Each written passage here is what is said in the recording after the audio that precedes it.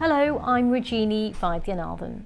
We begin with the intensifying search and rescue operation in the North Atlantic Ocean for the missing submersible, which has 5 people on board. The search has entered a new stage of urgency, as the US Coast Guard says the vessel probably has enough oxygen to last until Thursday morning local time. That's just hours away.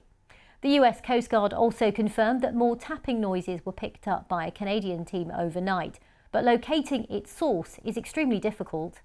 The submersible was on its way to visit the site of the wreck of the Titanic, which lies some 12,500 feet underneath the ocean's surface. The international rescue operation for the sub is being coordinated from Boston. With pressure growing to rescue those on board, there are now a number of vessels scanning thousands of miles of ocean for any signs of the sub. Our North America correspondent begins our coverage on this story with this report from Newfoundland. Everything possible is being used to try and find the missing submersible. These are the first images of the complicated international hunt unfolding in the Atlantic Ocean, more than 400 miles from the coast. It's now entered its most critical day. The sub, which is the size of a minivan, needs to be found before oxygen runs out for the men on board. But there is some hope. More noises have been heard. When you're in the middle of a search and rescue case, you always have hope.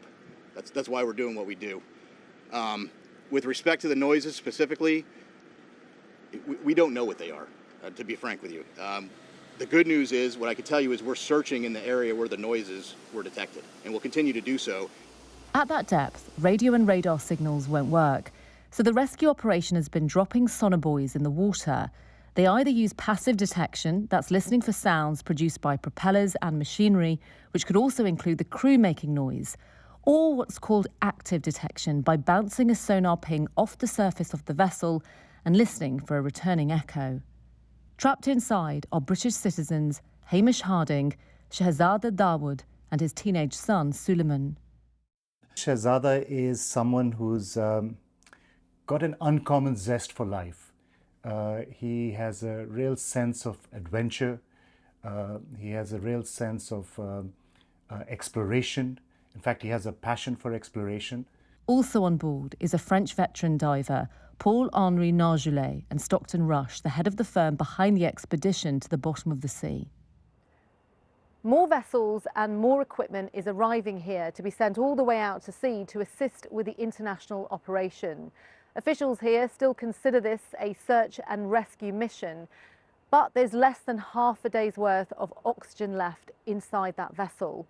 And so there are fears this could turn from rescue to recovery. The head of the company that owns the Polar Prince, which launched the submersible over the weekend, has spoken for the first time since it went missing. We are very aware of the time sensitivity around this mission. Our crews and onshore team are experts in their fields and will continue to support this effort in every way we can. We remain focused on contributing to the search for the Titan crew and continue to hold out hope that they will be located and brought home safely. But overall, the reality of what could happen isn't lost on people here.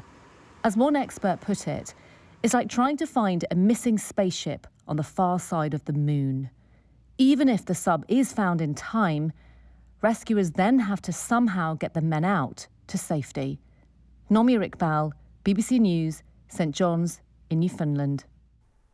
Well, the BBC's been hearing from Oisin Fanning. He's been on board the Titan submersible twice before and knows some of the passengers. You drift down over a 3-hour period, 3-4 hour period to the seabed. On the seabed, you release some waste, you get just a little bit of buoyancy. Then you have 2 little thrusters which then enable you to go to the ship and around the ship, etc. And then finally, to return, you drop the rest of the weights and then you return under your own steam. That's why it's a very simple vessel. There are no big engines, big computers, etc.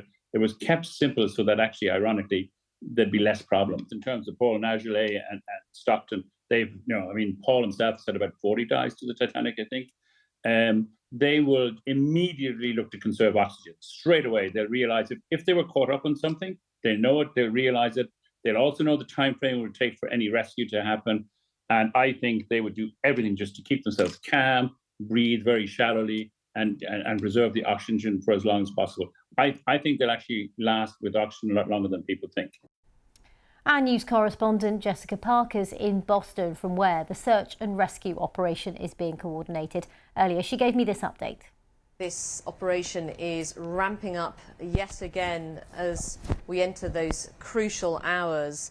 Now, what does that mean? It means more vessels headed to the area, more ROVs. These are these remotely operated vehicles, basically unmanned drones that can dive into the water and search for any potential signs of the vessel. Then you've got those sonar buoys that have been dropped onto the ocean surface, listening deep underneath as well, and a lot of focus clearly on those sounds, those noises, the banging that has been heard. But the Coast Guard are very clear at the moment.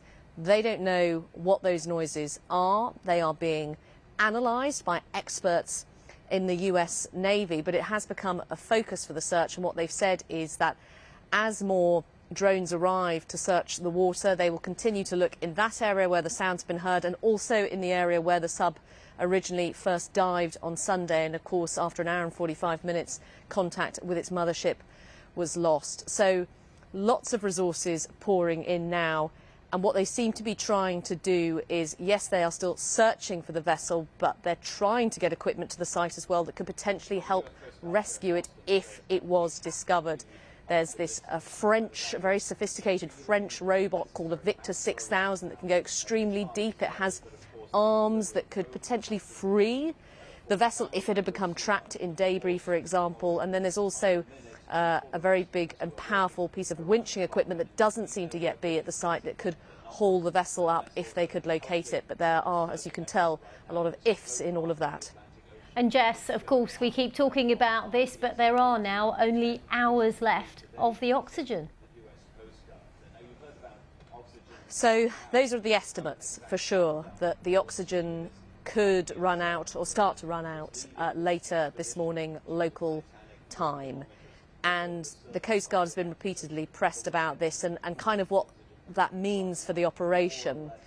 And they seem to be saying, look, that is a factor. Clearly it is a factor, but it's not a hard and fast rule as to when that might happen. We don't even know where this sub is at the moment. We don't know if it actually remained intact. But it is clearly a consideration. But the Coast Guard don't seem to be talking in those sorts of terms. They're talking more in a 24 to 48 hour look ahead. So they seem to be saying that they want to keep continuing with this search operation for a little while yet.